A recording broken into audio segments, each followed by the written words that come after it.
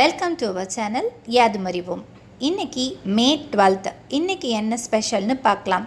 ரொம்பவே முக்கியமான 2 தினங்களை பற்றி இன்றைக்கி நாம் தெரிஞ்சுக்கலாம். உலக செவிலியர் தினம், அடுத்தது அன்னையர் தினம். வாங்க பார்க்கலாம். ஒரு மருத்துவமனையில் இன்றியமையாத ஊழியர்கள் பார்த்தோன்னா அது கண்டிப்பாக நர்ஸு தாங்க.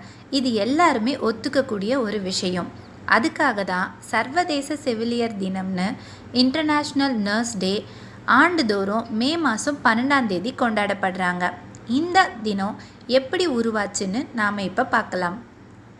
1974 ஜனவரி மாதம் நவீன செவிலியர் முறையை உருவாக்கிய இங்கிலாந்தை சேர்ந்த ஃப்ளாரன்ஸ் நைட்டிங்கல் பிறந்த நாள் தாங்க இந்த மே 12. ஸோ இதை நினைவு கூறுற வகையில் தான் இந்த தினத்தை சர்வதேச செவிலியர் தினமாக அனுசரிக்கப்பட்டுன்னு முடிவெடுத்திருக்காங்க. கைவிளக்கேந்திய காரிகை நைட்டிங்கல்ஸை சொல்லுவாங்க. நவீன செவிலியர் முறையை உருவாக்கிய இங்கிலாந்தை சேர்ந்த ஃப்ளாரன்ஸ் நைட்டிங்கல் நர்ஸ் தொழிலை ரொம்ப புனிதமாக நினச்சாங்க. போரில் காயப்பட்ட வீரர்களுக்கு ஓய்வில்லாமல் மருந்திட்டு அவங்கள நலம் விசாரித்து பார்த்துக்கிட்டாங்க. ரொம்ப பணக்கார குடும்பத்தில் பிறந்த இவங்க பெற்றோரோட எதிர்ப்பை எதிர்த்து மீறி நோயாளிகளை பராமரிக்கும் இந்த படிப்பை படித்து நோயாளிகளுக்கு சேவை செய்கிறதுல சந்தோஷப்பட்டாங்க. அந்த காலத்தில் பார்த்தோன்னா செவிலியர் சேவை ஒரு கௌரவமான சேவையாக நினைக்கல, அதாவது ஒரு கௌரவமான வேலையாகவும் நினைக்கல. நர்ஸ் பயிற்சி பள்ளியையும் இவங்களே ஆரம்பித்து வச்சாங்க. கைவிளக்கேந்திய காரிகை, the lady with the lamp என்று எல்லாராலும் சொல்லப்பட்ட இவங்க ஒரு எழுத்தாளரும் ஆவாங்க. இவங்களுடைய சேவை ரொம்பவே உயர்வானதுன்னு சொல்லலாம். விண்ணுலகத்திலிருந்து மண்ணுலகத்திற்கு வந்த தேவதைகள் தான் இந்த செவிலியர்கள்னு சொல்லலாம். ஸோ மனம் கோணாமல் சேவையில் சிறந்து விளங்கும் செவிலியர்களை இன்னொரு தாய்ன்னு சொன்னால் அதில் அர்த்தமுள்ளதாகவே இருக்குங்க. ஆமாம் தானே?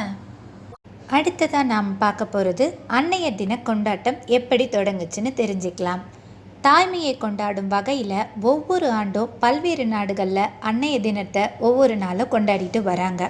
அம்மா விலை மதிப்பற்றவங்க, கடவுள் நமக்கு வழங்கிய சிறந்த பரிசுன்னே சொல்லலாம். தாயோட அன்புக்கு நன்றி சொல்ல ஒரு நாள் போதாது, அது உண்மைதானங்க. அவங்கள விட அவங்களுடைய குழந்தைகள் மீது தான் ரொம்பவே அக்கறை காட்டுவாங்க. இப்போ நாம் கொண்டாடிட்டு இருக்க இந்த நவீன அன்னையர் தினம் அமெரிக்க சமூக ஆர்வலரான அன்னா ஜார்விஸ் என்பவரால் தான் தொடங்கப்பட்டுச்சுங்க.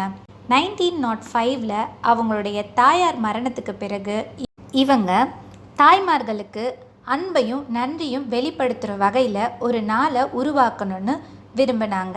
அதுக்காக பிரச்சாரமும் செஞ்சாங்க. ஸோ இதன் விளைவுனால் 1914 ஜனாதிபதியான உட்ரோ வில்சன்றவர் அமெரிக்காவில் மே மாதம் 2வது ஞாயிற்றுக்கிழமை அன்னையர் தினமாக அறிவிக்கணும் அப்படின்ட்டு பிரகடனத்தில் கையெழுத்திட்டார். ஸோ அப்பத்திலிருந்தே உலகில் பல நாடுகளில் அன்னையர் தினத்தை ஏற்றுக்கிட்டு ஒவ்வொரு நாட்டில் ஒவ்வொரு நாளில் செலிப்ரேட் பண்ணிட்டு வருவாங்க.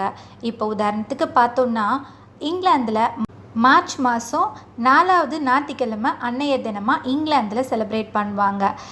கிரீஸ் நாட்டில் பார்த்தோன்னா பிப்ரவரி 2 செலிப்ரேட் பண்ணுவாங்க. இப்போ மட்டும் இல்லைங்க, வரலாறுக்கு பண்டைய காலத்தில் இருந்தே தாய் தெய்வங்களை கௌரவிக்கும் வகையில் பண்டிகைகளை கொண்டாடிட்டு தாங்க வந்திருக்காங்க. ஸோ ஒவ்வொரு ஆண்டும் மே 12 பல்வேறு நாடுகளில் அன்னையர் தினத்தை கொண்டாடிட்டு வராங்கன்னு சொல்லலாம். ஸோ இந்த அன்னையர் தினம் தாய்க்கும் குழந்தைக்கும் இடையிலான ஆழமான பிணைப்பை பிரதிபலிக்கும்னே சொல்லலாங்க.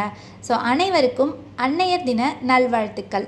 அது மட்டும் இல்லாமல் உலக செவிலியர் தின நல்வாழ்த்துக்கள். தேங்க்யூ ஃபார் வாட்சிங். இந்த வீடியோ உங்களுக்கு பிடிச்சிருந்தா உங்கள் ஃப்ரெண்ட்ஸ்க்கு ஷேர் பண்ணுங்கள். Subscribe the channel.